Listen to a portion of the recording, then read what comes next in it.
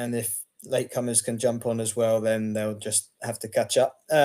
Firstly, good evening, everyone. Welcome to the SOKKR Coach webinar. Thank you for obviously giving up your Monday evening, and also importantly, thank you to my two guests for giving up your Monday evening to talk all things football. Obviously, over this Christmas period, sometimes, certainly before Christmas, there's not always a lot of football action, so it's probably quite good to sink our teeth into a little bit of discussion. In terms of how tonight will work, just literally the first sort of half an hour or so will be with our first guest, Rob Porter, who I'll let introduce himself. There is no relation, so I should have just introduced myself first. My name's Jack Porter, director, founder of the SOKKR Group and SOKKR brand, and obviously the SOKKR Coach. So yes, my first guest, Rob Porter, I'll let him introduce himself, and he's going to talk about the foundation phase. Following that, I will discuss the SOKKR Coach programs that we've got launching in 2025, and then we'll finish with a conversation, if you like, Q&A with Scotty Davies, who's our guest number 2, and he will be looking at things more from a managerial and coaching point of view, from a senior and semi-pro perspective. So Rob, I will, if you want, Rob, I will handle as we've had a few technical issues, your slides and things like that, and then you just tell me when to change, and I'll hand it over to you to introduce yourself. Yeah, thank you very much. So yeah, I think this is going to be quite a good evening because we kind of got both ends of the coaching spectrum, starting with the foundation phase and then going on to kind of the more senior side. So I kind of would caveat it by the fact that although this is a foundation phase webinar, there is actually a lot of stuff that kind of links to YDP phase and even into open age group football as well. So if you don't coach in the foundation phase, I wouldn't necessarily say, just switch off for the next half an hour, because there's still lots and lots that potentially you might be able to take away from it. So my name is Rob Porter. I am lead community coach for Oxford in the community. That's kind of my day job. I work as a coach developer for the Oxfordshire FA. I do some coaching for the Oxfordshire FA Schools FA County, and I've just got myself a little part-time job with the FA. So all things football, which is obviously fantastic. So going into the webinar, foundation phase is it's the golden age of football. It's the kind of phase that I probably love the most, although I've engaged in sort of all phases up to open age group. But yeah, you've got to love the foundation phase. So it's going to be a little bit awkward because we couldn't get the slide share working, but kind of I'll have to prompt just every now and again. If we go through to the next slide. So first bit is going to be creating the environment. As I said, although this is the foundation phase, there's lots and lots of stuff which I think links to pretty much every kind of age of football. A lot of the stuff I've put in there, which for me, in my coaching, does go through every phase that I work with. So if we go through to the next slide. And I think this is such a great quote. I did nick it off someone else, so I'm not going to kind of claim that I was the first coach to use it. And I think with the environment, that saying of when a flower doesn't bloom, you fix the environment in which it grows, not the flower. It's very, very easy for us to blame our players. It's all the players' fault. They're not listening. They're not doing what we want them to do. They're not developing at the rate we want them to develop. But actually, it's always good to look inwards before looking outwards. Is it because of your coaching? Is it because of the environment you're creating? Is it because of the team and the structure? Or, there's loads and loads of bits. So it's always good to kind of look at a bigger picture rather than just look at your players. Next slide. So these were going to go up point by point, but I think it's just going to be working through them anyway. And I think the first one for me is the most important thing with any coaching, whether you're coaching 5-year-olds or adults in a first team setting, enjoyment has to be a priority.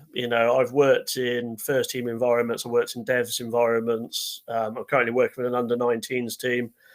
If it's not enjoyable, you're never going to get the best out of your players. And I think with the foundation phase, it's probably doubly important because it's that golden age where they're just starting their journey. And if they don't start with a good experience and it's not enjoyable to start with, you're probably going to lose players quite quickly. And that experience, although it might be a month, 3 months, 6 months, might be enough to actually kill their love of football. So, said above all, I think enjoyment is the number one priority for me. Kind of linked to that is setting standards, and it's another thing with a new group I'm working with at the moment where looking to set standards. I know with the foundation phase, they're young kids, but obviously you want to kind of, and I wouldn't say lay down the law because it's probably not the right thing, but actually get sort of everything out there quickly of, do you know what, when you're here, you're representing your club badge, whether that's a grassroots team, whether that's an academy, whether that's a first team, and what comes with it, what you expect from them and what they should expect from you. And I think if you start with that point, I think the environment you're going to create is going to be a lot better. Next one, I think, is really important as well, connecting with the person as well as a player. I think it's quite easy to think of, oh, that's my number 9, that's my winger, that's my fullback, but actually they're young people, and they've got their own thoughts, their own ambitions, and getting to understand what makes them tick will make your coaching so much better. Makes coaching players so much easier if you understand their motivations, what they enjoy, what they don't enjoy. And obviously linked to that is getting to know your players, and that's understanding, their likes, their dislikes, what they're good at, what they need to improve on. But it's also the stuff on the outside, like what's their family environment like, if they've got any pets, what their hobbies are. And kind of linked to that is just asking those questions. And I think if you want to build a good environment, if you ask a player, what you're doing at the weekend on a Thursday or a Friday, whenever you've got a session, and on the Monday you come back and you've actually remembered what they were doing and ask them about it, like if they were going to the zoo, for example.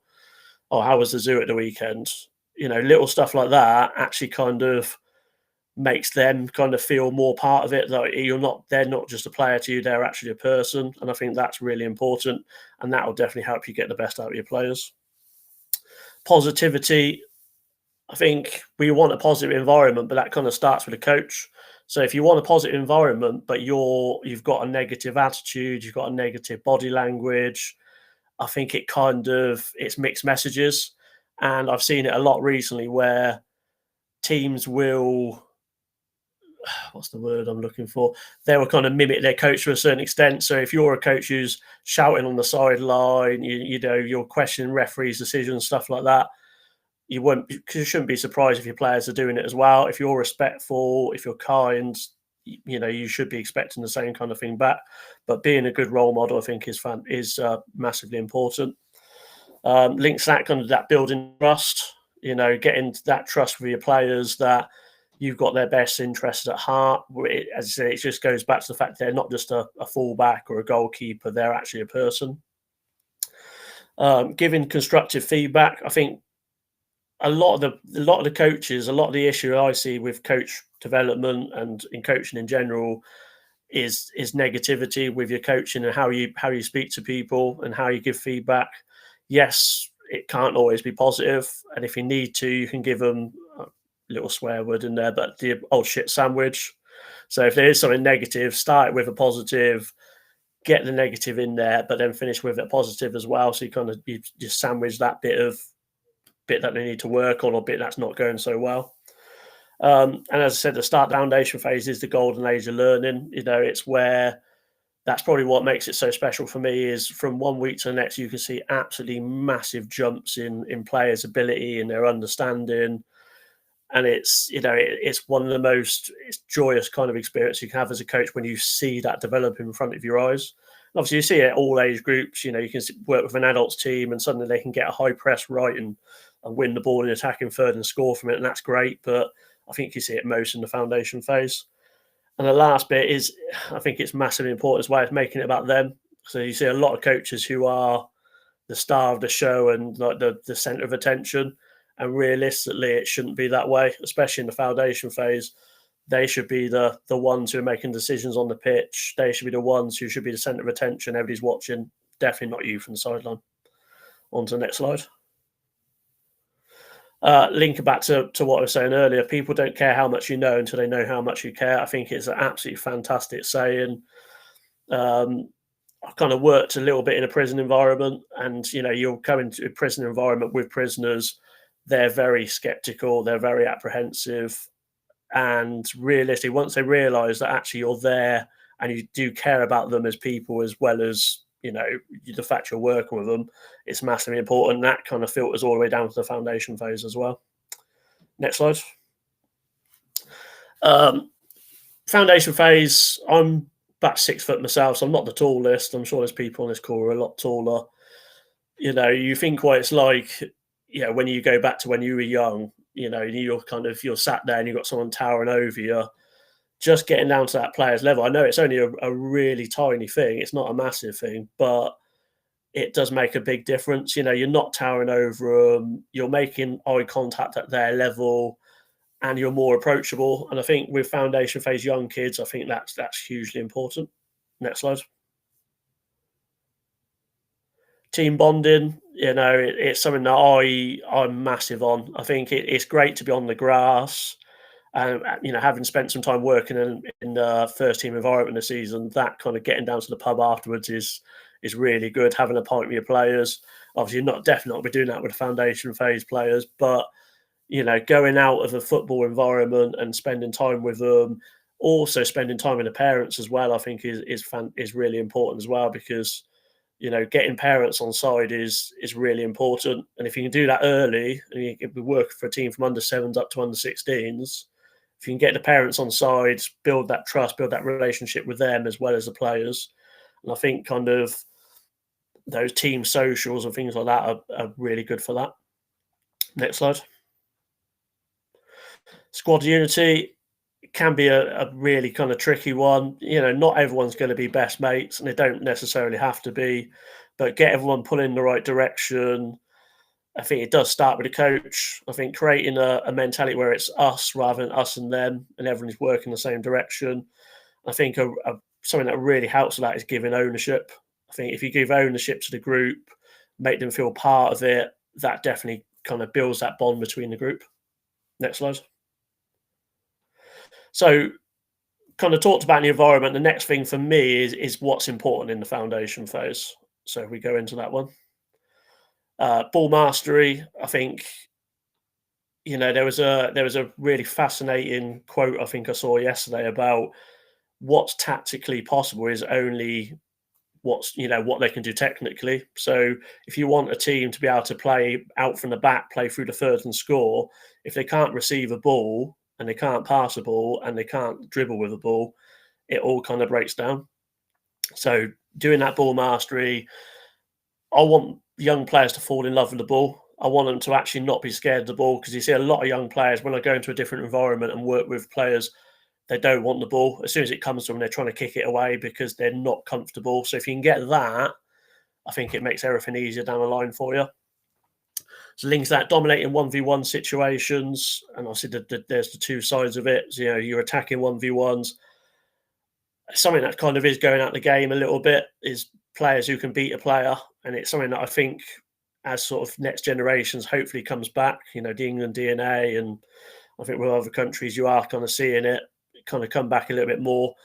But, I want my players to be able to beat someone 1v1. And at the same time, on the flip side of it, I want them to be able to good 1v1 defending, not getting caught square, not kind of running in and not slowing down and getting beaten quite quickly. So those are massively important, as well as different types of turns, ability to receive and retain the ball under pressure. Linking back to the first point, if a player's not comfortable and confident to be on the ball and they're just going to kick it away, as soon as you put them, especially into those pressurized game situations, they're really going to struggle. So kind of building that up through trading, maybe some unopposed practice, but then into some sort of pressure where you kind of build it up slowly, build from repetition to realism as your sessions goes on, I think is really kind of important.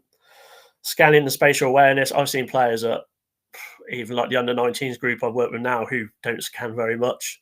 If you can get that in early, there was a fantastic clip of Frank Lampard, scanning like, I think it was like 8 or 9 times in 10 seconds. If you can get that and get them to understand where the space is, where the opposition is, where the teammates are, everything becomes much easier because they've got so much more time on the ball when they actually do receive it.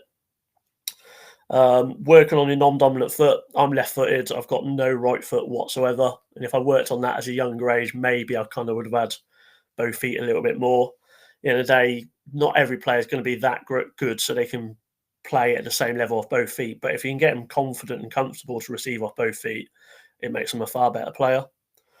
The ability to play in different positions, for me, don't pigeonhole, especially in the foundation phase, even into YDP phase. Yes, you might not rotate him for all 11 positions in goal up to striker, but at least kind of rotate him in maybe 2, maybe 3, so they become more comfortable, because when they get into that adult setting, if they've only played as a centre-back, for example, but actually they've gone through puberty and they're only 5'2", they're not going to be a centre-back for very long. And actually having that ability to play in different positions then becomes vitally important for them to carry on and succeed. Building that foundation before you put on the roof on the house, what it goes down to is when you get into the YDP phase, when you get into first team football, if you haven't got that technical detail to back it up, I think it all kind of falls down. So work on that ball mastery, work on your 1v1s, your turns. That kind of all helps get to the end goal.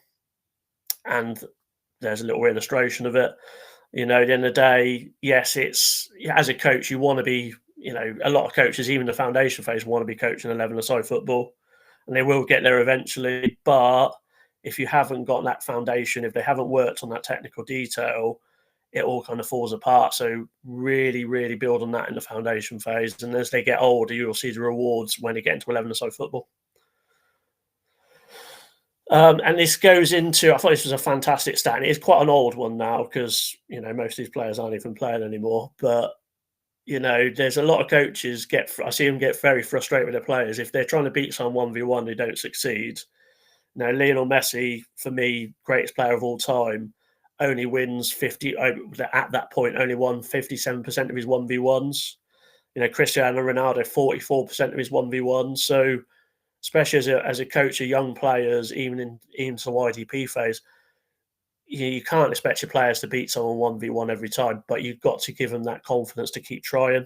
If it doesn't work 4 or 5 times with a mate with the same skill, you might ask them to maybe try something different, a different skill or a different way to beat a player. But really give them that freedom, give them that confidence, and if they don't succeed, stick with it. Next slide. Key coaching and practice design. So the bits for me, which are kind of, obviously it's foundation phase, but I think a lot of this kind of links into all of my coaching, if I'm honest. So as I said at the start, kind of some of this stuff will link into all the different phases. So if we start looking at that. Foundation phase, at the end of the day, for me, as it goes back to a lot of those coaches, you want to be working in 11v11 eventually, but don't be in that race to get there. Don't try to be pet with an under-7s teams working on inverted fullbacks and high presses, all the rest of it. And think about how you speak to your players, how you are with your players. Don't be afraid to be a bit larger than life. Don't be afraid to kind of be a little bit of a clown at times. Obviously, within, going back to the environment, within kind of, the standards you want to set and all the rest of it. But I said, don't be in too much of a rush to think it's coaching an adults team. Next slide. So linking back and links into the environment for my sessions, enjoyable, whatever I'm putting on for them. I think one of the first questions, is it going to be something that's enjoyable? And if it's not, I probably think about doing something else. Linking back into last bit in terms of the ball mastery, loads and loads of touches. Players aren't going to become better on the ball unless they're having touches of the ball. It kind of goes into I know it's a later bit, but the repetition and realism. If a player has a practice and it's like 95% repetition, but there's no pressure on the ball, there's no realism, yes, they will add loads of touches, but when they get into a game situation, they're going to struggle. But on the flip side, if you play a game for your whole session and little Johnny touches the ball 7 times and you're working on finishing, he doesn't finish once, will he actually become a better player from doing it? So for me, probably the key consideration after enjoyment is actually getting that balance right of, are they, for example, a finishing practice, are they getting lots and lots of shots? Brilliant. But then also, are they getting shots in game realistic situations where there's pressure on the ball, where there's teammates around the ball, defenders, a goalkeeper? So find that balance, I think, is massively important, especially the foundation phase. And for me, for every phase, 70% ball rolling time. Maybe as you get towards adult football, if it's, you're working on a high press and a 4-3-3, you probably are going to stop it a bit more, speak a bit more, get them into shape a little bit more, have those big tactical stoppages. But in the foundation phase, I'd probably aim at that more like 80% ball rolling time, because it keeps players engaged, keeps them enjoying themselves. Link onto that, technical focus over tactical. The tactical, there's loads and loads of time for that, but focus on the technical detail to start with. And it goes back to that, getting the foundations right. Keep a high tempo. Most of the issues I see with coaches while they're coaching are they're bored, they're not enjoying themselves because there is no tempo to the session, they're not engaged, they're stood around, they're either listening to you talk or listening to you set up the next practice, or so if you can keep a high ball rolling time, keep the high tempo, keep them engaged, it makes life so much easier. Linking to that, those transitions between practices, if you're working with a buddy coach, if you can get your buddy coach to set up the next practice while you're working on one practice, and then vice versa, maybe he's working on the next one, you set the next practice up. Or if you've got a good amount of space, if you actually get down a bit earlier and set all your practices up, then you can go from one practice to the other a lot quicker. So I'm just going to have a sip of water because my wife's getting dry. For me, in terms of coaching, using mainly Q&A and guided discovery with your coaching points. I'm very much that way anyway. Having worked more in senior environments, I've kind of balanced it out a little bit more of command style, because that's kind of what you potentially need a little bit more then. But especially at that age, if you can get that Q&A, get that guide discovery, get them coming up with their own answers, I think it's even better for them, because actually they feel a lot more validation if they've come up with the answer. You might kind of guide them in the right direction, but if they can work out for themselves, I think it's far better. And so link on that, keeping command style to a minimum. Yes, you might need it, but I think I'd try Q&A first and guide discovery first. And if you're not kind of getting the results, then you might go command style if you really have to. But for me personally, I would try to avoid it. Probably the main one, not joystick coaching. See so many coaches talking to players through what they're doing on the ball. And for me, you might get better results in the short term, because actually, if you're telling your player to pass or shoot and they do it and they score, or they set a teammate up or something like that, fair enough, you might win the odd ball game by doing it.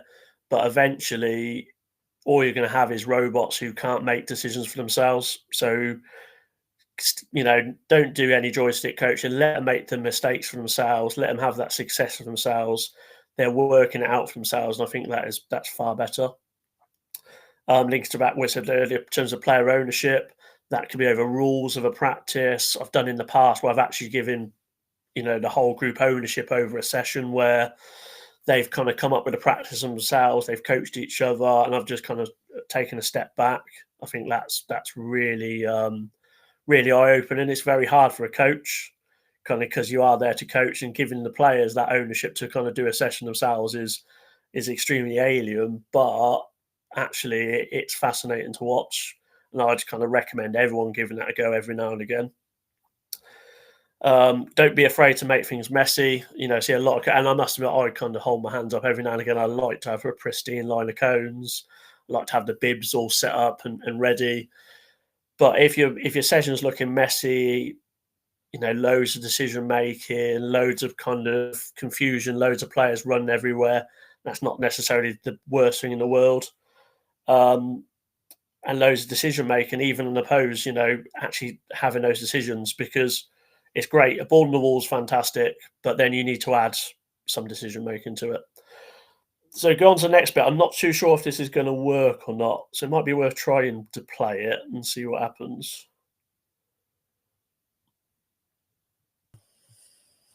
No, I don't think so. No. So what we would have seen, some examples of kind of an unopposed practice going into an opposed practice. So it's a bit of dribbling, running with the ball. So basically, to start with, the unopposed is players coming in different directions. So there's no defender, but there is a bit of opposition to an extent, because they've actually got to get their heads up rather than just dribbling in a straight line from a cone to a cone. There's players come in different directions, so you actually have got to get your head up while you're dribbling. And then from there, if I remember right, we added some defenders to it. So there was a couple of defenders. You're still dribbling across, passing teammate who dribbles back, but there was a couple of defenders who were trying to win the ball, and I'm pretty sure when they won the ball, they scored. So added a couple of defenders, added a little bit of confusion, but at the same time, it was a foundation phase group we're working at, so we didn't want to make it too hard too soon. And then the last bit was going into a small-sided game, and talking about adding that little bit, making it messy. We added a second ball into the practice, so there was two balls going at the same time, which in fairness takes away from realism, because there's no point in the game where there's two balls on the pitch and you're playing with two footballs. But I would recommend everyone trying that every now and again, two, maybe even three, maybe four, and watch what happens. Because what tends to happen is you add a second ball in there, you get more scanning, you get more decision making, you get more communication, you'll get overloads, underloads. You maybe have a 3v2 one end and a 5v3 the other end. Can be a little bit difficult for the goalkeepers if an opposition's got two balls and they're kind of getting into a shooting situation twice. But it's one of those things where there's so many outcomes to be had on it. So yeah, it's worth a try. Obviously, foundation phase, add a second ball. I've tried it with open age groups and they've gone up to 3-4 footballs. And yeah, there's some really, really good outcomes to be had. And then I think this is, and it kind of goes back to the whole theme of what I've been speaking about, is the fact that a foundation phase session isn't an adult session. Yes, you might think about back to kind of how you were coached at your sessions yourself. Doesn't have to be that. And I don't think it should necessarily be that. Yes, eventually it will be that when you get through the YDP and beyond. In the clips you've seen, you will have seen, obviously you didn't see it, but some opposed and some unopposed. Unopposed practice, there was still some interference, so they had to get their head up and scan. In the opposed practice, there was pressure. Not every player's under pressure, going back to the fact it was a foundation phase team, and didn't want to overload them. And into the game, we added sort of balls in to get extra touches, extra scanning. And I think that might be the last slide. There you go. So thank you very much for watching. Obviously, adding the videos in would have kind of got a little bit extra into it, but unfortunately, it's one of those technical things we couldn't get away from. No, thank you very much, Rob. Fascinating, some of that. And as I was sort of listening to it, it got me thinking. I know some previous coaches at clubs I've worked at in the past, they definitely made the comment on it, and I think some top managers have also made the comment of it. Of that foundation phase, do you feel like you've got to be a real specialist to thrive in that area? Because I think we mentioned before about young coaches maybe starting in the foundation phase and going on a journey all the way through, but yeah, actually, some of the best coach educators or coach player developers are always in that kind of foundation phase. Do you think there is specialists in that area? I think there was someone, I can't remember who said it now, so I can't name drop them, but they said actually kind of want the best coaches in the foundation phase, because that's where they're going to probably learn the most and make the biggest gains. Especially coaches who've got that technical detail, because that's what they need. I must admit, I was a very, very limited fullback / centre back when I played, so my ability to do 1v1 skills is not the greatest. And obviously, I've kind of worked on it a bit so I can demo. But what I'll do with demos for attacking 1v1s is actually I might, if I know there's a player who's got a good flip flap on them or something like that, I'll actually get them to demo. But yeah, I think especially coached with really good technical detail, I think in the foundation phase, I think is mightily important. Yeah, no, definitely. And I think it also shows maybe for those that spend quite a long time in their career working in that phase, and they're not necessarily trying to rush to get up the ladder into older age groups or senior football management. I think it shows another skill set and even just a personal trait to recognize what their maybe strengths are and who they're best supporting, rather than like maybe chasing something that it isn't actually their niche market, if that makes sense. But yeah, definitely. I think for me, I kind of like challenging myself in all different environments. I don't think there's anything wrong with that as well. But if that's what you're really good at and that's your super strength is, being able to, and I think it's one of those things is actually being able to connect with players and that, some people connecting with first team players and adults might be a super strength, but for others, it might actually be being able to kind of be a little bit silly with a 7, 8 year old kid and really kind of build that love for the game. So if that's what you're good at, there's absolutely nothing wrong with it. And I've kind of said in the presentation, there's a lot of coaches who want to rush through the foundation phase to get to older age groups. And to certainly say there's nothing wrong with that if that's what you want to do. But at the same time, if your strengths work in the foundation phase, then lean into it and enjoy it. Rob, can I ask you a question? Got a question. So I watch a lot of grassroots, all right, because my nephew plays, and you watch it and it is like bees around a honey pot, and it's right one end of the pitch to the other end of the pitch to the other end of the pitch, and you're like, Christ, what age do you start working on sort of actual shape, like within a game? Like what age group do you sort of like start to sort of feed it into them? I will, even in the foundation, I will a little bit, but it's not the main focus. At the end of the day, like I've seen, there's an academy I know, and I also won't name any names, where they tell the players up to end the foundation phase, don't pass the ball. They literally just want them to be specialists in 1v1s. So everybody's got a different approach. But for me, I kind of drip feed it in. When you get into the game at the end, and obviously you always have a game, there's nothing wrong with working a little bit of shape in there and just speaking to individuals. Maybe every now and again have just a stop and what would happen if we kind of spread out a little bit. If you want to, every now and again, I've kind of just put channels in there, so actually just locked in for maybe 5 minutes, so it gets a little bit of an understanding. So for me, I drip feed it in there, but it's not my main focus. So I do a little bit, but not too much. It's interesting because like even lads that I obviously work with now, some of them you look at them at times and you think like, have you ever been taught enough about shape? Because I think shape's probably the most important thing when you obviously go up to senior football, as you know.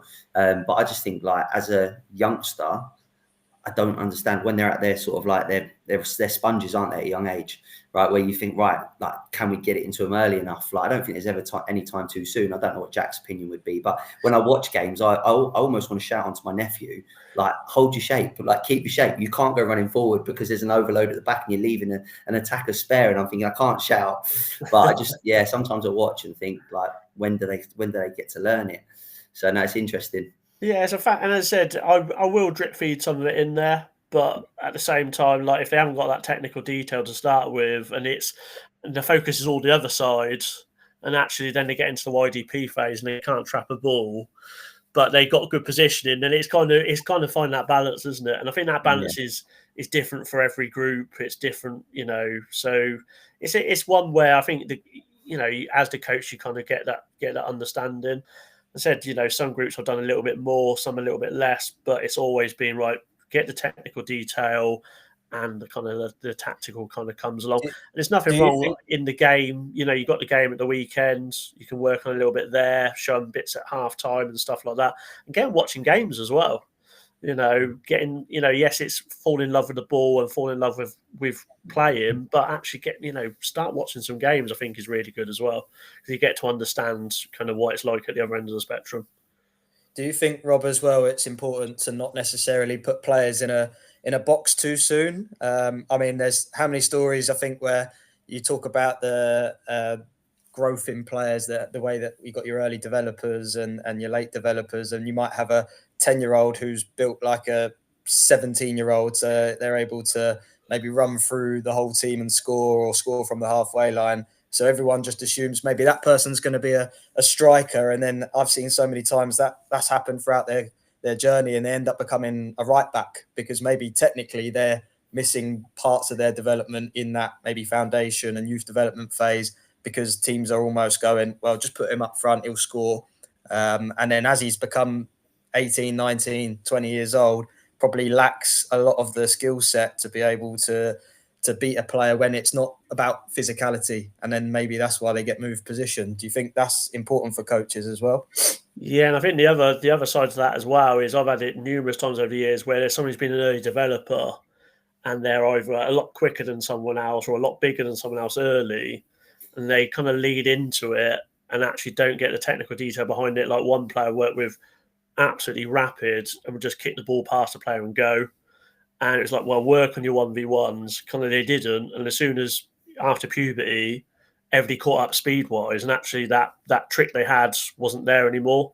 The same with other players who've been a lot more physical.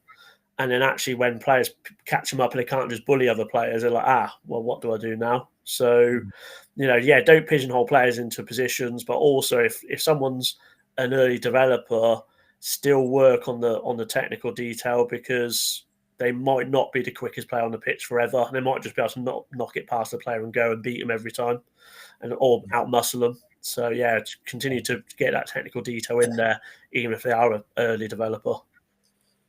Just one question. We won't have too much time on this, but one question from John Ellis in the chat. The new FA structure, is that a positive or a negative in your mind?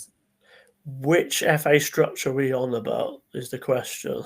Maybe John, if you want to put it in the chat a little bit more, we can always come back to this. Is it? Does it mean courses or extending the foundation phase? Well, I have seen a lot of stuff in terms of. I haven't seen anything concrete yet, but I've heard and I've kind of seen. I was lucky enough to go to St George's Park a little while ago, and I saw them trialing some bits of the going down to 3v3. And then kind of going up to the next kind of level of 5-a-side, 7-a-side later, which I think for me, is a positive. 3v3s, yes, you're kind of taking away from the goal and the goalkeeper part of it, and maybe actually it will impact goalkeepers' development potentially. But I think it will create more technical players.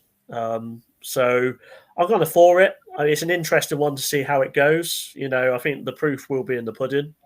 If in 10 years' time we haven't developed better players, then maybe it wasn't the way to go. But I think more small-sided games, more touches on the ball, I think it's important. I think they said during a 90-minute game, the average player has like 2 minutes on the ball, 3 minutes on the ball. So the less players on the pitch, the more contact time they're going to get with the ball, which I think is always got to be a bonus. Yeah. No, brilliant. Thank you very much for that, Rob. We'll probably catch up again before the end of the call. I'm just going to move on to the second part of tonight. Here we go. So the soccer coach then. So as I said, the brand is obviously something I created in 2023. It's got a number of different aspects, which I'll go on to in a minute. And obviously the soccer coach is one of those. Just to kind of quickly, without going on about myself too much, just my journey, in case anyone is thinking, how do you compare people's journeys and what does that look like? Very much coaching background. So I was fortunate enough to do my B license when I was 19, but I had been coaching for 2 or 3 years before that. Typical kind of community coaching and things like that, where a lot of young coaches start in. And so I've been coaching over 13 years now, full time for the past 10. And I've had a full kind of spectrum, if you like. So I've worked in academy football at Southampton. I've been a first team non-league manager, assistant manager, first team coach at semi-professional level at senior football. I've worked obviously in men's and women's as well. And then been a head of youth at various clubs, as well as working with education programs as well. So having seen over the thousands of players up to this point, it's what led me to go, all right, I want to create something that's going to have a bigger impact, which was the SOKKR brand. And essentially, again, my slides are going to have the same issue as yours, Rob, because it's not going to come up how I wanted it to. But so the SOKKR Group effectively is a number of different subsidiaries. So we've got FC SOKKR and Academy. We've just been doing a 3-month program in Spain for senior players, where they train full time, and they would train with local Spanish clubs as well. The SOKKR agency is something we're working on probably over the next 12 to 24 months. SOKKR coach is obviously what we're talking about tonight. The apparel side, where we've got currently our grip socks, but we're looking into teamwear for sports teams and obviously soccer teams. Sports camps and soccer camps that we've obviously got going. The podcast, again, is something else that we're working into. And then the TSG Cup, a international cup for teams of specific age groups throughout. But in terms of the soccer coach, so the idea really stems from and actually it's quite a topical conversation at the moment with the perhaps lack of pathway for English coaches to go through the system and to get, obviously, at the end of the day, jobs in maybe first teams, or as we've just obviously recently seen, the England manager's role has been appointed by a German, which there's divided opinion on that. I don't blame the FA, because I don't believe that there's the right person who's an Englishman out there right now, but it just shows that perhaps the pool of talent isn't there, and that's not necessarily coaches' fault, because I think there is thousands and thousands of unbelievable coaches in the UK. But the biggest challenges they tend to be not just obviously the cost of courses, but it's actually physically getting on a course to get the qualification to then go and get those roles in football. So what I wanted to do is create something that does two things. One, absolutely gives you coach education, but does it in a different way, maybe an unconventional way, to what you would do on maybe a UK coaching course. And then the second thing is to provide genuine opportunity to progress as a soccer coach, a football coach, as a career. So they're the main kind of focuses. We've got two different programs. We have short courses and we have longer term courses, which we'll talk a little bit about in a minute. Really fortunate that part of that delivery will be by Paul McGuinness, and I'll introduce him on one of the slides in a minute. But anyone who works in football will probably know a little bit about Paul. And ultimately, we want to try and create something that, as I said before, is unique. So something where it's not just sitting on webinars just like this and taking on bits of information, because they're brilliant for maybe instant knowledge, but then after 2 or 3 days, you can sometimes forget bits and pieces. And actually, you need to be able to put some of this stuff into practice, and by also challenging yourself away from the norm. So rather than just going and coaching your players, maybe going and coaching a different group, different age groups, or as we offer in here, coaching abroad as well. We also offer Academy CPD. And as I said, we're looking for genuine opportunities beyond the courses. It's not just a case of giving you the experience. How can we help you support? The mission is to provide an inclusive development program for aspiring football coaches worldwide, emphasizing real game learning and memorable experiences.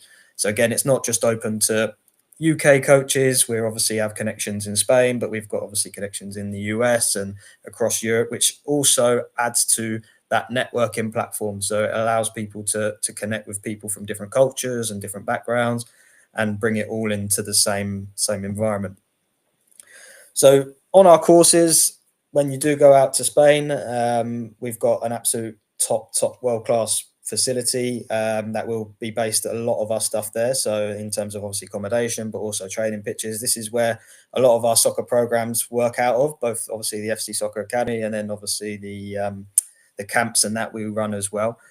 Great area, but it's also a good area for football. So there's a lot of local clubs there as well, grassroots clubs, who we are partnered with, and the standard, having gone out there and seen the level of players in grassroots, even in the foundation phases, but even at 16s and 15s and so on, it's very different to the UK. I would definitely urge anyone to, even if it's not through one of our courses, but just to go and have a look abroad and see things in different countries. And why Spain for me? Well, Spain, I still think they produce the best teams, the best players.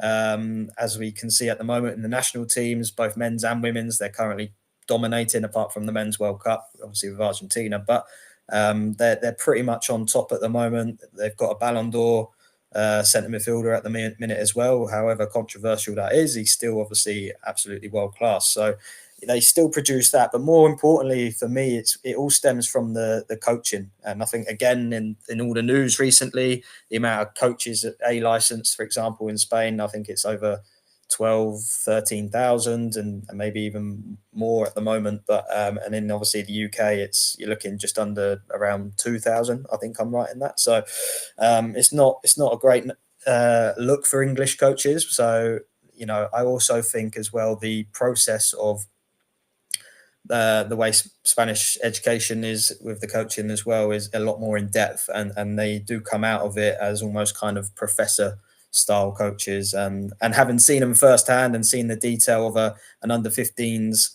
grassroots session on a Thursday night and the detail they go into, it's not hard to understand why. And again, just a little bit more here on some of the facilities we'll have access to on our programs. Some of our programs are linked with Barcelona, so the Barcelona Innovation Hub. So again, going to see their training base and watching games and seeing their methodology and academy is part of our programs. Same with Girona. So they've obviously now a Champions League club, quite remarkably, having obviously been in the few divisions below a few years ago, but as they're part of the City Football Group now, they're obviously rising as a club, still very small, but they've got unique ways in which they run their academy as well. And we're actually taking a group of coaches out there in February, which we're funding the event and the accommodation for them to obviously see how they run and actually watch a La Liga game as well. So that's exciting. And again, as part of our courses, trips like this are going to be able to be accessible for people to obviously extend their knowledge further. So in terms of what's on offer, we'll start with the short courses. So we've got the SOKKR Barca experience, the SOKKR coach experience, and then a taster of kind of both of them. And I think it's important, I'll go on to in a minute, why it's not just a case of going on a course with Barcelona, which, you know, a lot of people could do, or the same with Real Madrid. It's because there's a lot more that kind of would go into that. So for give you an example, the SOKKR coach and Barca taster, we've got one in May. So this would be 3 nights, obviously, in Spain. And it would be, you'd be staying in Salou, where our main facilities are and accommodation is, which is about an hour south of Barcelona. But you would do a 1-day trip to Barcelona in a coaching clinic. You'll get to obviously understand their methodology and have a little tour of the facilities. And as I say, it's very much a taster experience, but it could be a good insight for coaches as well. And we chose those dates because we're trying to throw in the Barcelona Villarreal tickets in there as well. But also, as part of these, you'll be part of a coach masterclasses, whether that's on Zoom prior to the event or post event or even both. And then obviously when we're actually out there in Spain, you'll get some masterclasses as well from experts in their fields. So it's an opportunity to get that taste of both sides of the SOKKR coach and the Barca. There is a full Barca experience where you could be there for 4 nights and you are just simply in Barcelona and you get a little bit more in depth into their methodology. When I was a young coach, when I first started, Barcelona were very much the topic of conversation. They were dominating everything with Pep Guardiola and Spain. And I think that's where my bias comes into it a little bit and why I wanted to base a lot of our programs based in Spain. But I think it's been proven many times why the way they do things is so pioneering. And I think a lot of people mirror their game based off of certain traits that their players are able to do. And then the SOKKR coach experience is the third short course, if you like, but this is actually the first block of our season program that we'll be running. So this will be in September. And again, it's 3 nights, 4 days, but it'll be all based in Salou this time. So it won't be going to Barcelona or Girona. It will just be based in Salou, and we'll be doing different masterclasses. But this will be very much a hands-on experience. So again, there'll be things you'll be doing beforehand, but when you actually get out there, we want to put that learning into practice, and you'll be able to go and coach local Spanish clubs. And then you've got the challenges of the language barrier and throwing yourself out there in a different environment, but also at the same time, learning from grassroots coaches and seeing what they do at those levels of the game to see if you can take that into your practice. But you can do that on its own as a small block, or you can obviously sign up to it as part of our season's program. Again, as mentioned before, so a lot of our delivery will be with a guy called Paul McGuinness. So if anyone doesn't know who Paul is, really strong pedigree and background, certainly as a player developer, over 23 years at Man United. Obviously 90 players have come through him. So you talk about if you think of the last sort of 10, 15 years, all those big names that have come through Man United into their first team, and they've probably been one of the best at producing first team players. Paul's been a huge part of that, and obviously players that have gone on to play international. And he's got some very interesting ideas. I don't want to spoil anything, but some very interesting ideas for coach development. And we've had some good conversations so far around that. So again, anyone that's been fortunate enough to ever see any of Paul's work will understand why he's such a good person to learn off and study. So effectively with those short programs, it's all about kind of that experience side of things and start to get you to think about your game a little bit differently whilst giving you a bit of exposure to obviously different methodologies. And then we kind of, I'll speed up a little bit here, but we'll go on to our seasons programs as well. So again, open for all coaches, whether you're just starting out, whether you want to continue to add CPD to your yearly schedule. But the SOKKR coach program season is the main kind of body of the whole SOKKR coach program. And we want to do it over a longer period of time. It's something where, as I mentioned before, if you're constantly being challenged and being tested throughout the season, but also checking for learning throughout the season, it means you'll continue to do it. Rather than, I think we've all been on, as I said before, webinars, and maybe even if you're liking it to diets, and you look at maybe someone presenting a good diet for you, and you do it for like a couple of days, and then when you've got to do the next shop, you're like, oh, I can't be bothered with that. So it's about maintaining your development as a coach throughout a season rather than just in a one big hit. And the way you could do that is we've got, I guess, 3 different ways. So in terms of an online course, we're fortunate, again, you'd be enrolled with the Barcelona Innovation Hub, which would give you a 4-month online course to do in your own time. In one of the, it might be a bit small to see, but in one of the courses there, so it's either the coaching academies or the tactical analysis, psychology for athletes, or for sports coaches, workload management, training for team sport, or neurobiology and sports performance. You'll obviously get a certification for that. So you've got something tangible there, and the theory side of it, but perhaps most excitingly and most importantly, the actual placement side of things. So you'd get 2 annual visits to Spain. So you do one in the beginning of the season, one at the end of the season. There'll be an option as well to visit Girona in mid-season. But everyone's obviously depending on their schedules and finances and things like that. But ultimately, you'll get access to then in-person coach webinars, seminars and masterclasses, and then you will actually be able to go and put that into practice by coaching players. And as I said, for those that maybe this will apply more to, the final part of it is to make sure that we provide opportunity. So whether that's we help you with getting onto maybe business management courses, because for me, a lot of my early journey was, I need to be an academy coach. I need to work in a pro club. I need to do this. I need to do that. And you end up becoming in a little bit of a rush. And my big advice for coaches who are maybe younger, but any coach really, is to never rush and never, think that one way is the only way and there are other ways. And having a career in football as a coach is one of the hardest things to do, in my opinion. And what we want to do is be able to give a realistic platform for people to do that, whether that's through our SOKKR franchise academies or whether it's just through our own employment or finding connections where we can try and find you an opportunity. Because the courses themselves, like the UEFA A's, the B's, the C's and so on, they're very much just the course and their qualification. The actual detail and learning that you can get as an individual go far more beyond those courses that you would be doing. And just kind of touch upon what we want to try and create. So as part of our other programs, so the FC SOKKR and Academy, we're actually working on developing a full-time program based in Spain for senior players and predominantly released players from professional clubs. But below that, rather than setting up an academy just for that, we want to create a global academy with new and pre-existing clubs, which obviously their coaches and their staff will all be obviously a part of that. And we want to then create a bigger worldwide network rather than just a group of coaches that see each other for a weekend a season. It's about how do we connect as many people as possible, share those experiences, and obviously get all the benefits from that. So with regards to the SOKKR coach programs, if you're interested, you want to hear a little bit more information, not a problem. Obviously, reach out to any of our socials or check out our website and you can obviously contact me.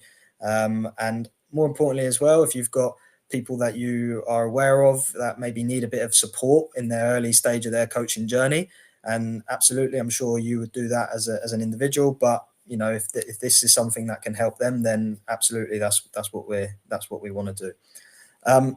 So I didn't know if there was any questions on that or anything, but that's my part of the webinar done. I'm a little bit under the weather, so my voice is going now. So I'm going to try and let Scotty do a lot of talking now. I've got a few questions for him for sure.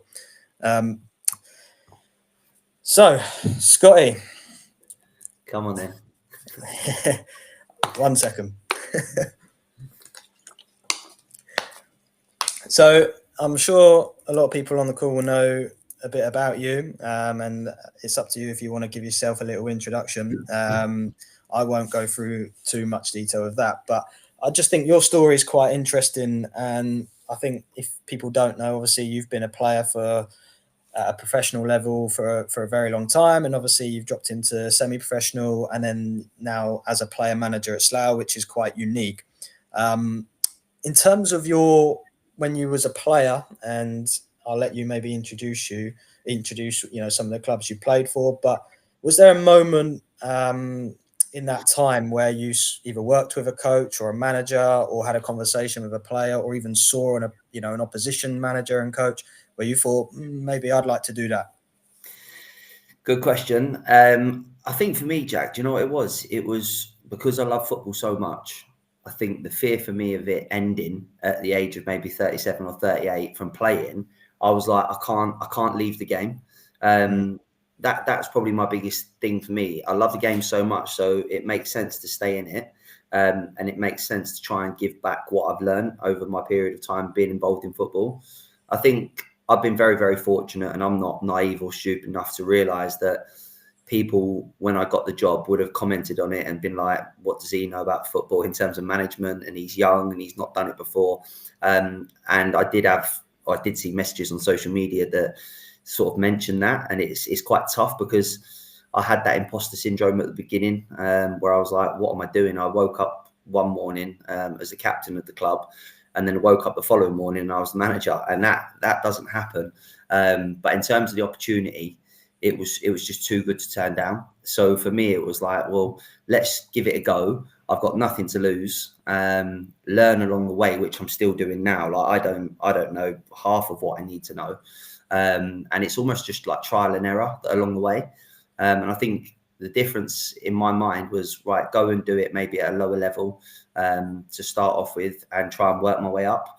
But I'm working at the level now, which is the highest that I can work at, in my opinion. Like I've not got enough years in the bank in terms of management to warrant going and managing the football league. So I'm pretty much managing at my pinnacle, which I'm extremely grateful for, because not everyone is. There'd be managers better than me that are managing down the pyramid, but they just haven't had the opportunity to do it.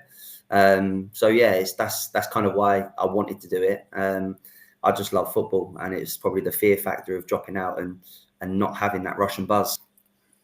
Yeah, no, I can tell you firsthand how much you love football, because you're always messaging me, is there a game on a Wednesday morning? I'm like, how you got time for that? But yeah, I mean, in terms of, I guess you've been quite fortunate, I suppose, to see two different eras from maybe a coaching point of view and a management point of view. Because as a player, remind me, Scotty, what year did you make your debut? 2006 was my first senior game. 2007 was when it properly started, like a full season. Yeah. So even back then, like to a lot of people now, it's still probably seen as, and well, however you word it, a lot of people say about old school tactics and things like that. And now we've got modern day tactics, whatever that means. But how has it changed from, like, obviously you've been coached by managers and different coaches. How do you feel like the game has evolved from that point of view as a player? What was it like from a coaching session in 2006 to maybe a coaching session in your last, few years or so? Yeah, well, we didn't have 4-3. We didn't have 4-3-3, which is the craziest thing to say, and it's the truth. I remember 4-3-3 came in a little bit later on, but every team was 4-4-2. It was sort of individual battles all over the pitch, get the ball wide, get crosses in the box. Rotations weren't really a thing. It was almost like, let's try and be better than the individual and win the football match. Get two big lobs up top, crash it out wide, crash it in the box, go and win second balls. And it was completely different. I think now you see sort of younger players. I've watched some academy matches, and you see how sort of like tactically aware they are. And it's incredible to watch. Whereas I don't feel as though we ever had that coaching. I was lucky enough to join my first academy academy team at 8 years old. We never did anything like that. We did passing drill and six-a-side most of the time. And that's why I think you see probably players now are a lot more tactically aware and even technically. I think they're so much better than maybe what we were. There's a lot more that goes into it. Obviously, analysis as well is huge. I think the capabilities in terms of being able to watch your game back, dissect it, and using platforms like Scout and Huddle. That sort of came in later on in my career as a full-time player. In 2007, we didn't have Scout, we didn't have Huddle. We literally sat in front of our manager on a Friday morning before a game or a Monday morning after a game if hadn't gone well, and excuse my language, got bollocked in front of the group. There was no individual clips. So it's changed a lot. Yeah. Who would you say your biggest influence from a coaching point of view was in maybe not just your playing career, but I guess your whole life really? Yeah, I think it's my idea of becoming a manager was like, right, let's get the ball down, let's play out from the back, let's play triangles, get it up the pitch, this, that, and the other. But then I realised in terms of being at Slough as the first team player manager, we're not going to be able to sign better players than Ebbsfleet when they were in our league, right? So they go and get the top players. They're full-time clubs. They get time to work on it. Contact time is huge. And I thought to myself, right, if they're at one end of the spectrum and we're at the other, how do we bridge that gap? So for me, in terms of my management, Brian McDermott has been massive. So one of my old managers at Reading, who he kind of mentors me without knowing. I ring him all the time for advice, and he's brilliant. He's always at the end of the phone, always picks up. And I had a really good conversation about him, got a conversation about it. And my biggest question was, do we as managers focus on what we're really good at to try and win the game, or do we focus on trying to nullify the opposition? And he just said, it depends what budget you've got. It depends what players you've got, what time you've got in terms of coaching them. He said, and then you have to make your decision. So we spoke about it, and I think it's quite widely known we're right towards the bottom end of our budget in our league. And we tried to bridge that gap now by being really difficult to beat. So we've worked a lot on off the ball stuff rather than patterns of play when we get the ball. We work on off the ball stuff, and we've recruited in a way that I wouldn't want to play against our team. So like power, pace, high energy, front foot, making it really difficult. And I think we've proven that we're second top scorers over a season and a half in our league, which is completely different to what it was when I was just a player. So I think we're second behind Worthing. I think we've got 125 or 129 goals now in about 67 games. So it's something we're doing right, but it's just keeping the ball out the other end of the net. Yeah. In terms of, like, you spoke about it briefly before when you first kind of got the role as player manager. I remember speaking to you at the time, and you was sort of umming and ahhing whether you just go straight in and just be a manager, or do you play still? Do you do a bit of both? Because obviously it's quite unique. You don't see it too much nowadays. What was that struggle like for you? And how did you come to the decision that I'm still going to play and I'm going to do both? If I was ready to stop playing, then I would have just stopped and been like, right, I'm going to be a manager. I wasn't ready to stop. I think because it was so like sudden with the old managers leaving and being offered the job, I didn't apply for it. Being offered it, I couldn't overnight just hang my boots up. That rush and buzz of going out there and hopefully helping the boys. Hopefully I'm not playing like to my detriment or their detriment. I still feel like I'm capable of having an impact in the game. My thing is, though, at times I do wish that I could be in the dugout and sort of have a nice view of the game and actually be able to see all areas. Because, you know, even when you're at the back, like I'm playing centre half now, you don't really quite get to see the distances. And then when you watch it back on maybe a Saturday night or a Sunday morning, what you was maybe a little bit irate and angry about on a Saturday, you watch it back and you go, oh, fair enough. And you get things wrong because you don't have a good view of it. The beauty of it, though, is that you can talk, organise and lead from the middle of the pitch.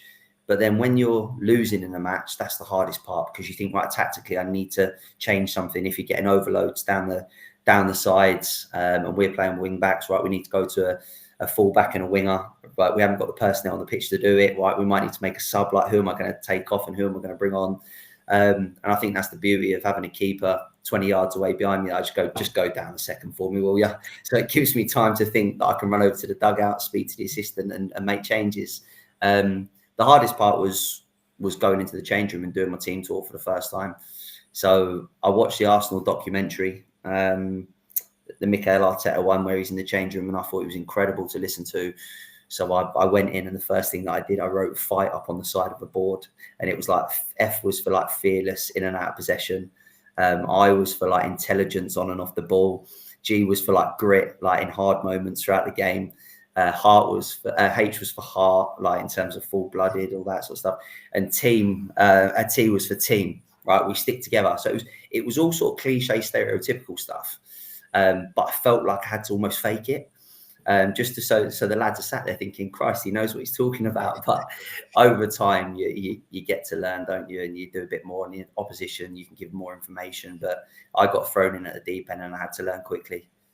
So in terms of that, yeah, like you say, learning quickly, what was the kind of first initial plan? You mentioned before about how you wanted your teams to maybe look in your mind, and obviously, where were the team at that point? Did you need to sacrifice how you wanted to play, even if it was a case of that out of possession stuff, maybe to player personnel, things like that? Or was it a case of whatever it is to get 3 points? Or was it a case of you didn't really know, as you maybe said, like, I've got to just kind of wing it a little bit and get the results and see how far we go?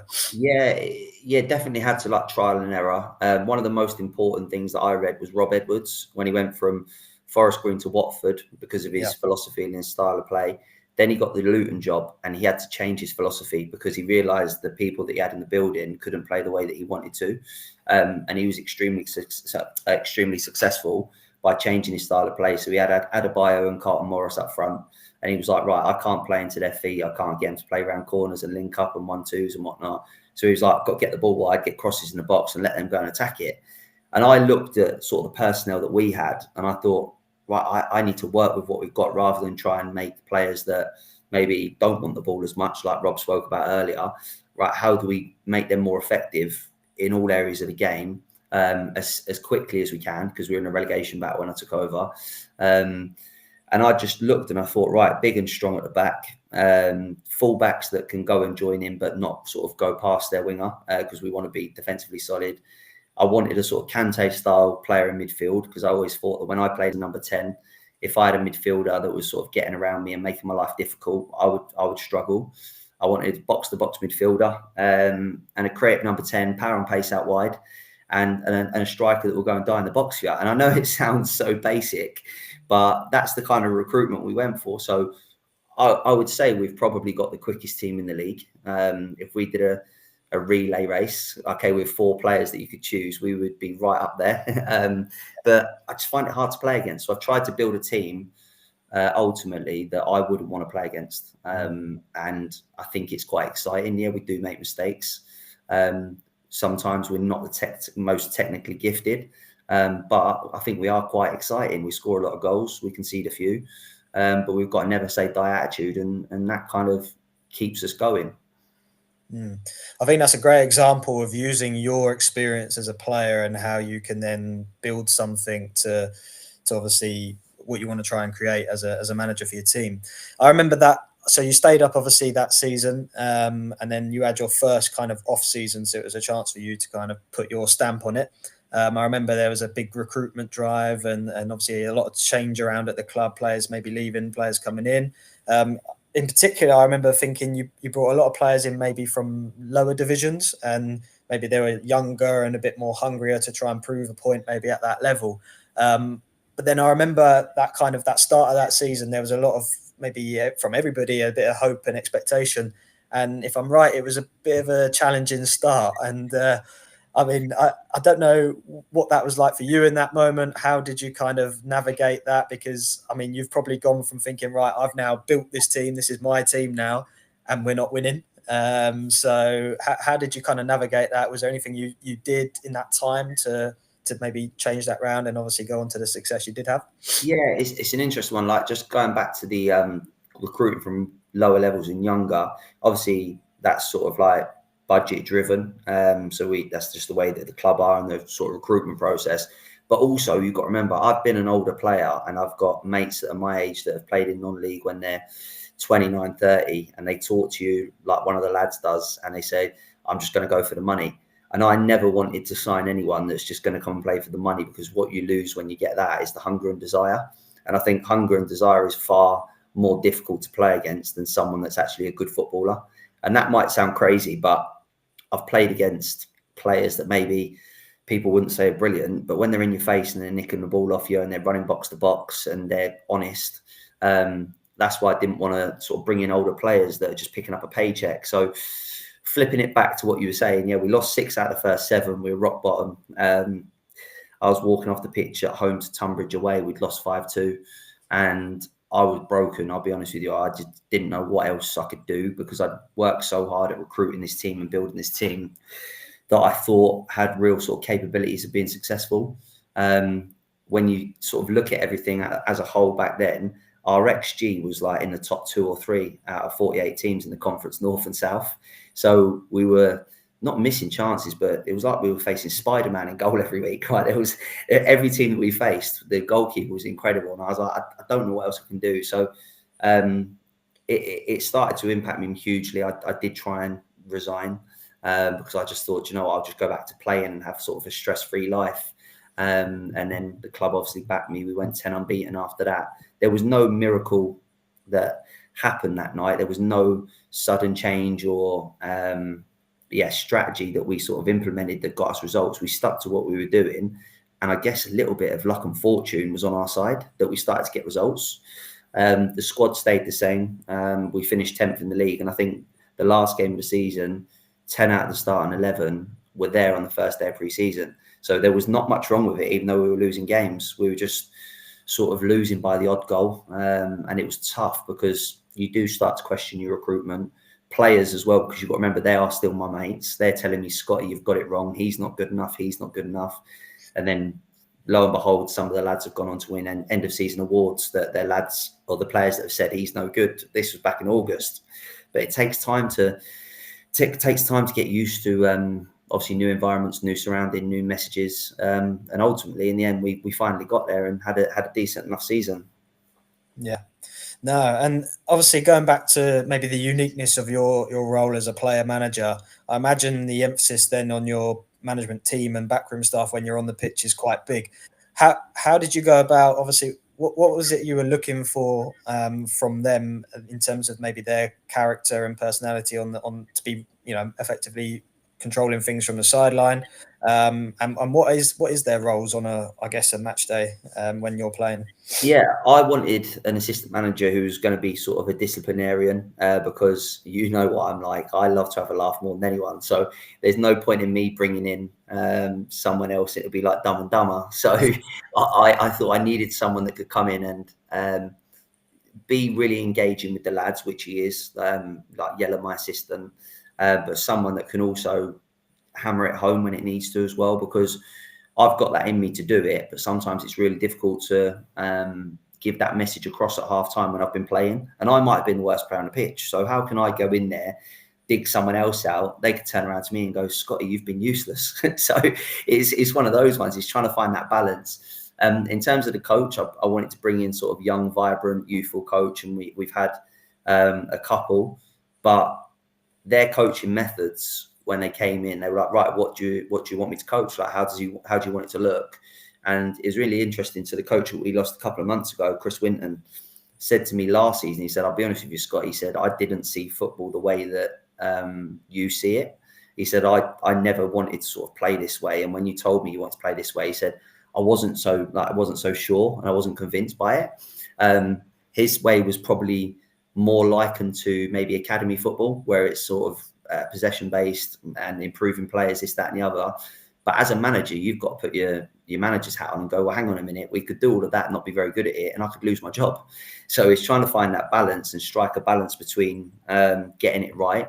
But then he said to me, he said, if I ever got back into management, I would do it your way in future.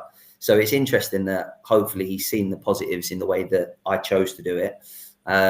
We have the least passes per shot, I believe, in the whole of England. right? And that doesn't mean we just lump it. We just pass the ball forward quickly, run forward quickly.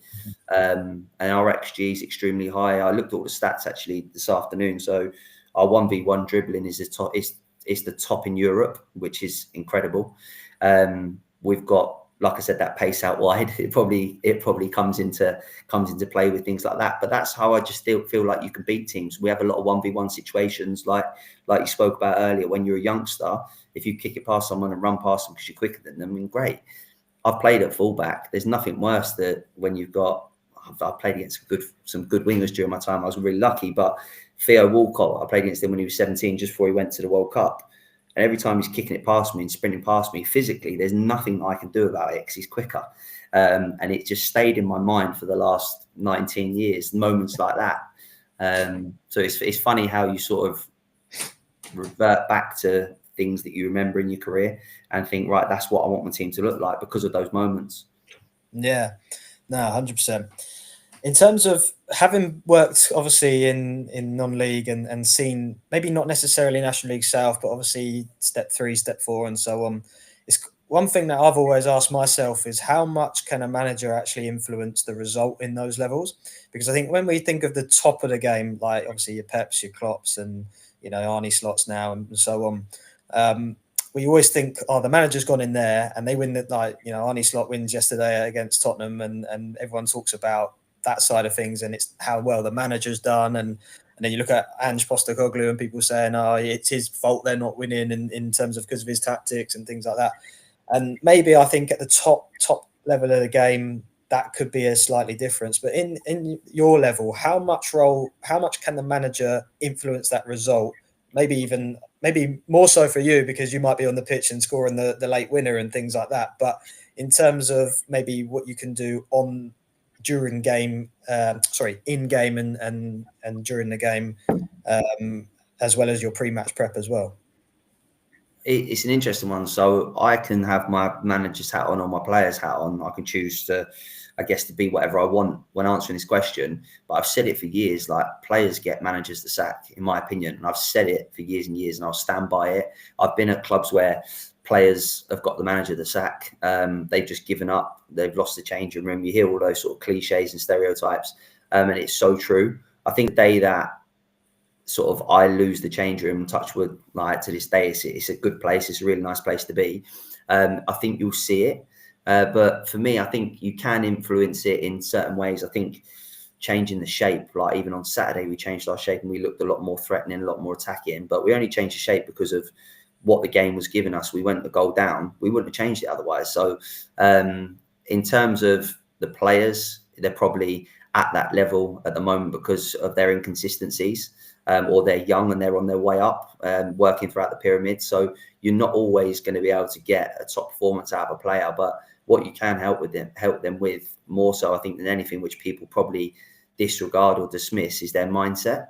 Mindset for me was everything as a young player. I had a good manager that you know called Gary Waddock. And he said to me when I was about 19 years old, he said, go out there and make mistakes. He said, if you don't make mistakes, he said, you're no good to me, because I would try the sort of extraordinary, I try stupid things like shooting from the halfway line and whatnot like that.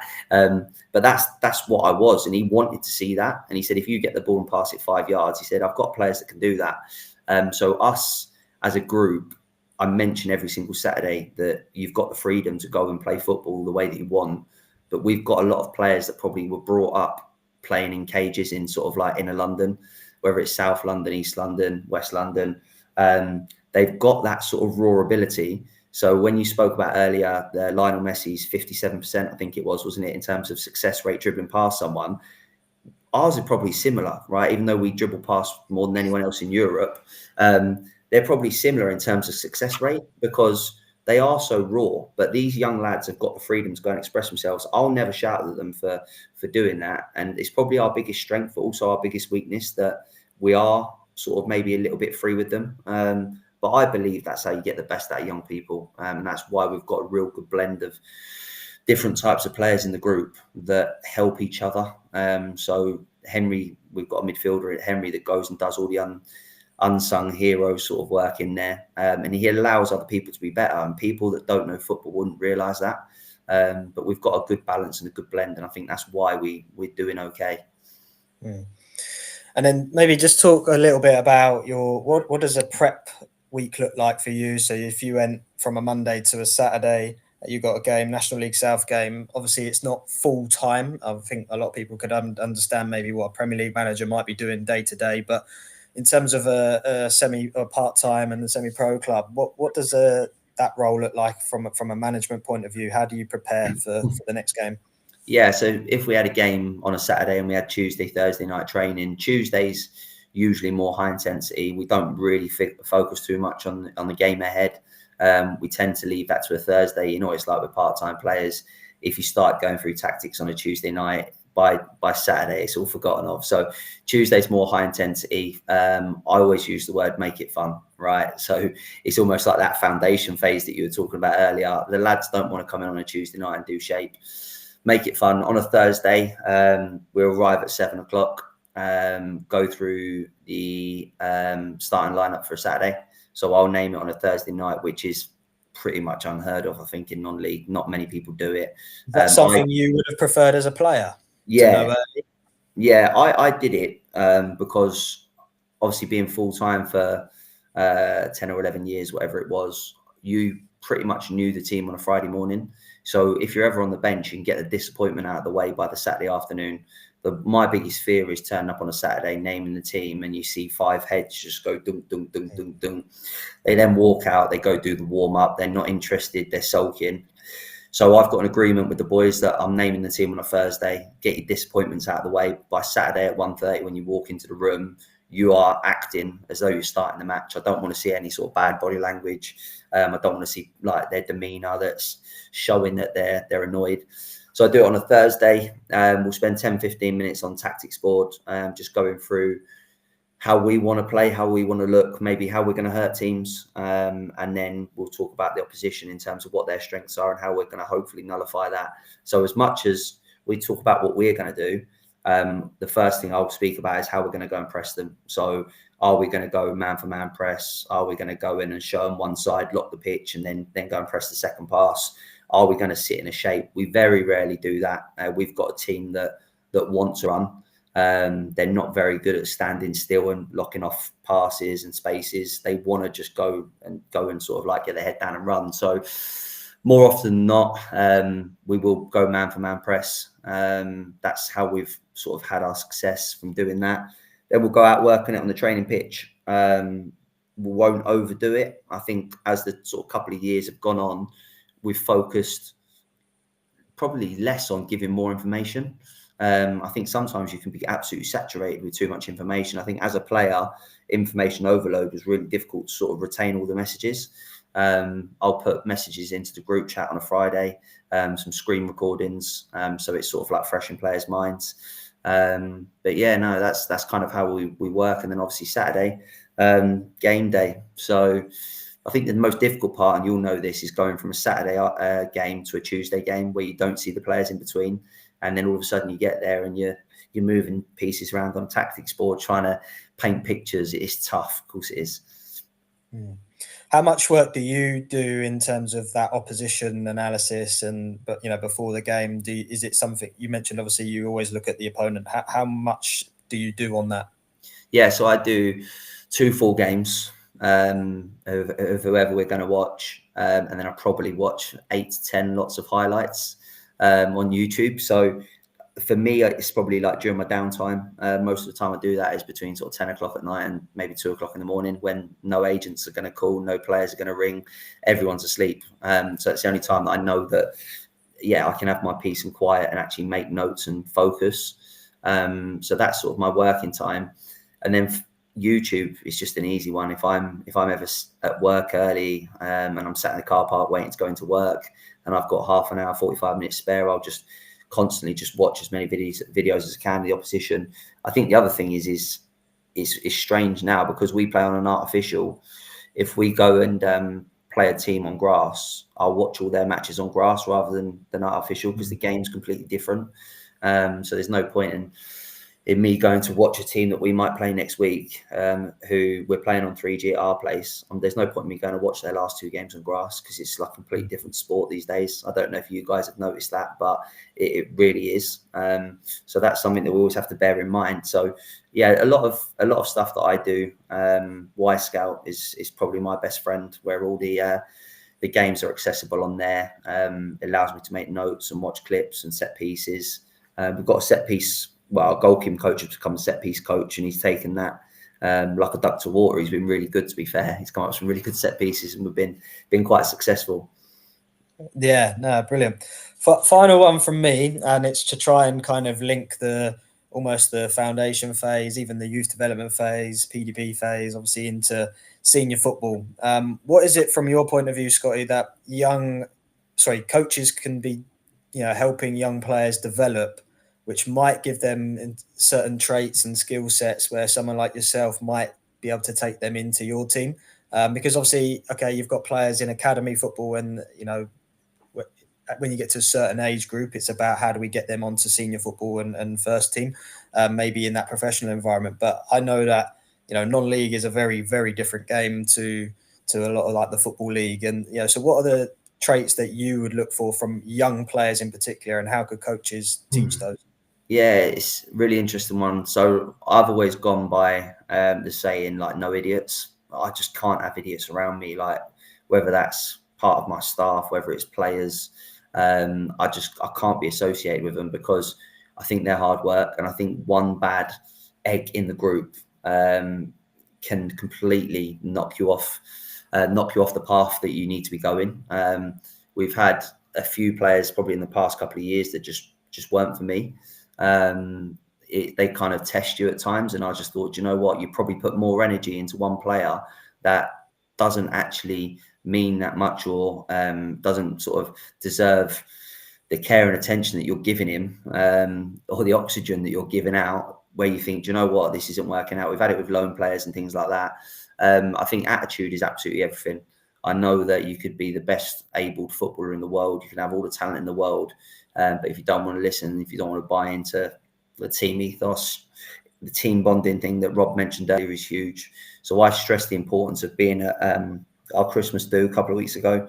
So we had a really good result on the Saturday in the FA Trophy against Maidenhead. And I said to the lads, tomorrow is just as important as any other match that we'll have this season, because that togetherness, I think, really can buy you 10, 15 points a season. And I think in terms of the actual football side of it, you want someone that wants to learn. So I'm still learning at nearly 37, even about my football. Like, take away the management, I'm obviously learning, and that, of course, I am. But I still learn a bits about football that I've not been told before. And I'm like, do you know, it's quite interesting. So if you've got a 18, 19-year-old fresh out of an academy that walks in and thinks, do you know what, I kind of know everything, I don't need to listen, you're not going to last 5 minutes. And I think in their minds, if you've walked out an academy at 18, 19 years old, you believe that you can just go and walk into any conference outside. It doesn't work like that. The actual levels are very, very, very similar, but very different. They're probably not, probably not prepared. So no, I think being a good person is huge. Obviously, having ability is massive, but willing to learn and knowing your player is so important. I spoke to Brian McDermott about this. I said, everyone knows sort of players in the team that can whip in a good free kick. You know that they can go and header a ball at a set piece, but how much do you know about the person? All right, and knowing the person is so much important, more important than knowing the player.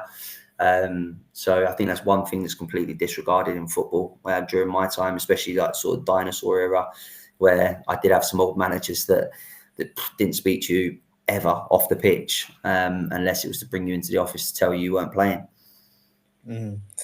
Yeah, and I know Rob said something earlier about teams usually reflect their coaches and how they act and how they conduct themselves. And having seen firsthand what Slough Town have done over the last couple of seasons, I can say that it's a really positive reflection, your team, on yourself, because it certainly mirrors how you are as a person and certainly comes across. So well done with that. And one last thing that just popped into my mind again, we spoke about last season, that start where 7 games where it was winless. You then had a really good run at home.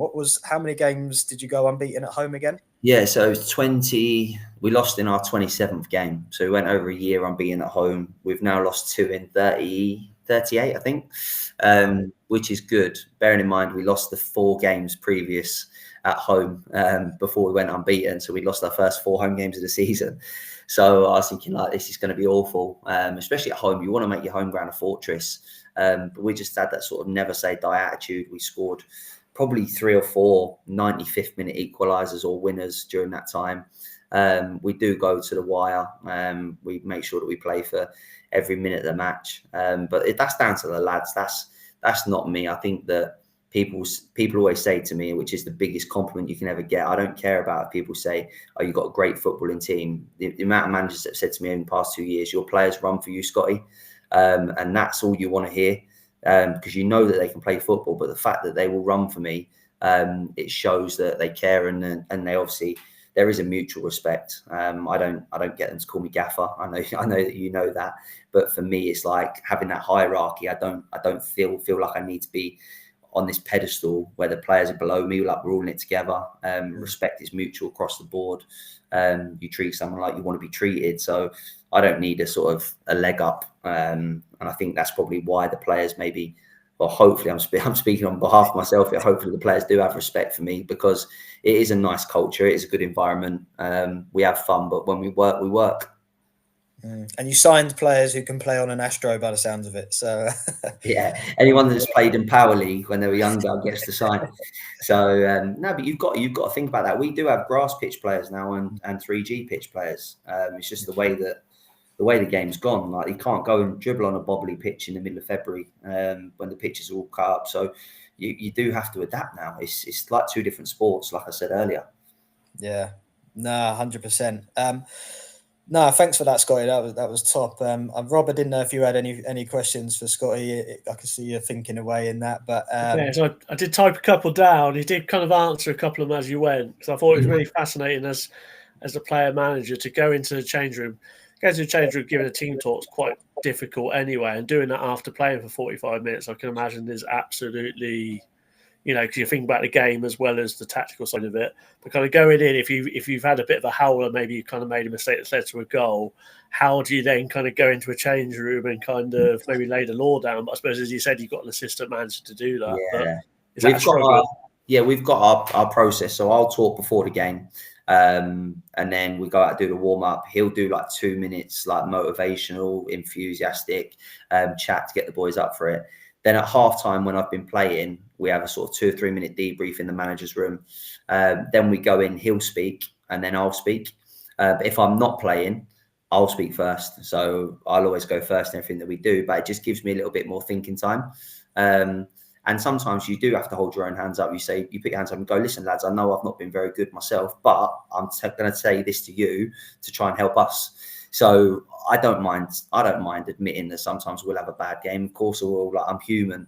And I think sometimes when you show your vulnerabilities, it actually is quite a nice thing for the lads to see, rather than me go, like, I've done all right. Like, I've been good.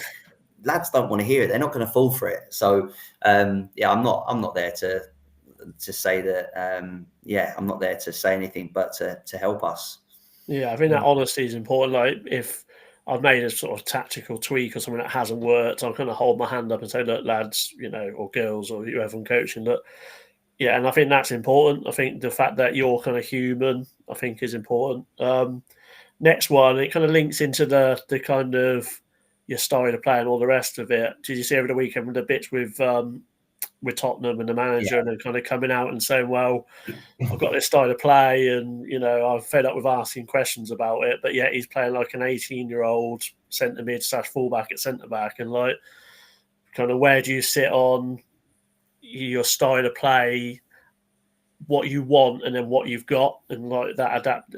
Sort of, are you more right, this is what I want, or are you more kind of, this is what I've got and I've got to adapt to that? Yeah, do you know what? It's an interesting one, because I'm a Tottenham fan and I love Ange Postecoglou. So I love what he's about. I would always rather go and outscore a team than to try and nick a 1-0 win. That's I feel like it's more important. It's more exciting. You've got maybe 1,000 fans that are there. They don't want to see us sitting in at home with a low block trying to stop teams from scoring. They want to be excited, and I think they have been. I think in terms of the Tottenham one, I think he's actually pretty clever and pretty cute, right? So my opinion is that he could probably play a lot more experienced defender at centre half if he wanted to. But I think when they're struggling that much at the moment in terms of results, when you're playing an 18-year-old midfielder or right back or whatever you want to choose position to put him in, playing at centre half, it gives him a little bit of leeway where people go, oh, he's got Archie Gray playing at centre half. I think he's actually used it as a tactical way of maybe sort of getting out of trouble in a weird way. So in my opinion, you'd probably put Pedro Porro centre half, for example. Yeah.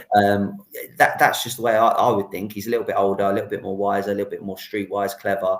You don't put an 18-year-old straight in the middle of centre half, even though I thought he did pretty well, to be fair. I thought he'd done okay, but I think he's used it as a tactical way of going, look, this is kind of where we're at. We're having to play Archie Gray at centre half.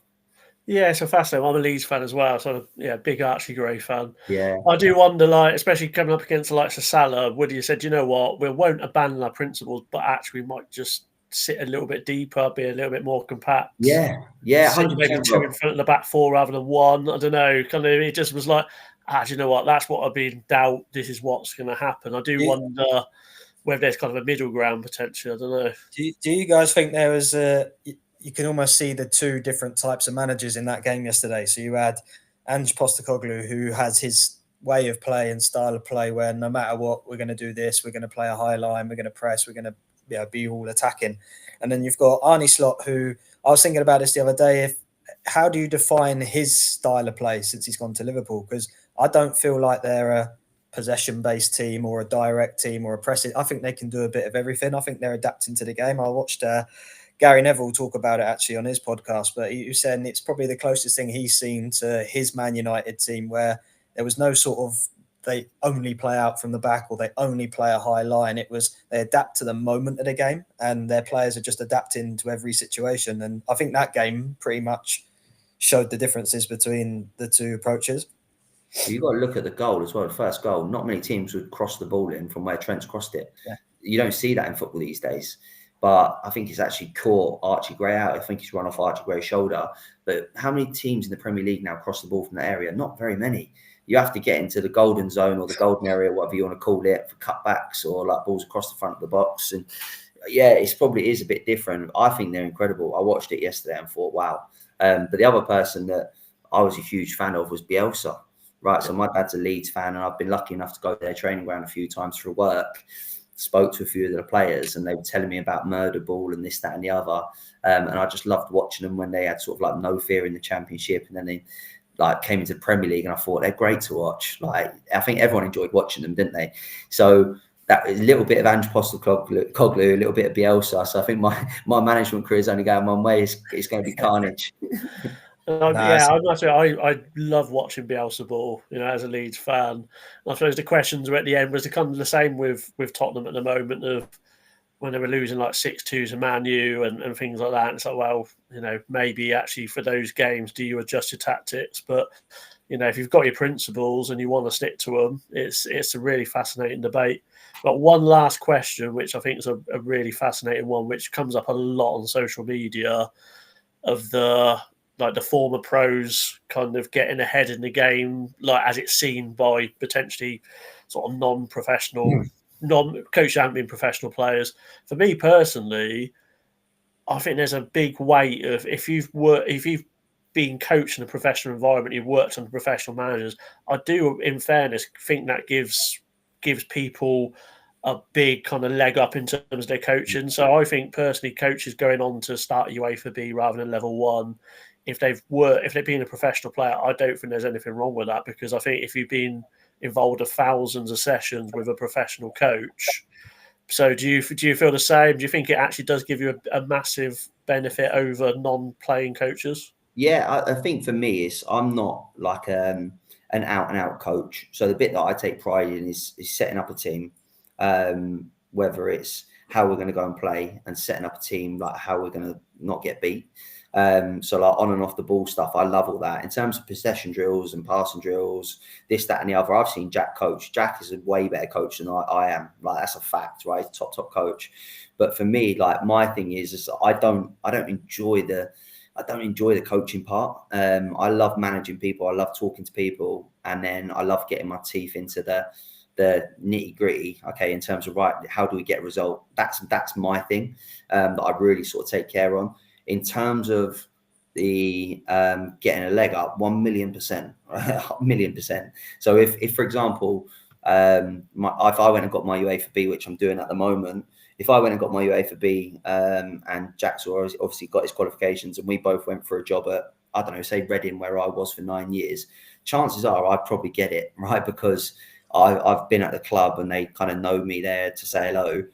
Jack would be way better suited than I would to go and coach their under 18s. Does that make sense? Yeah. But people will possibly deny it and say that, no, that's not the case. I can say it because I don't have to be biased or unbiased. 100% is true.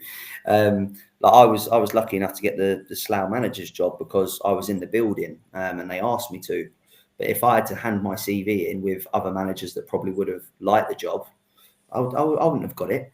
But they just wanted to make a quick change. The club was in a bit of turmoil at the time, and I was happy to be in the right place. I think linked to that is, I suppose, it's normally kind of, you think about the side, the on the pitch side of it, but actually it's that the other side in terms of seeing high level managers at work, being in sort of team talks, being in tactical analysis sessions and stuff like that.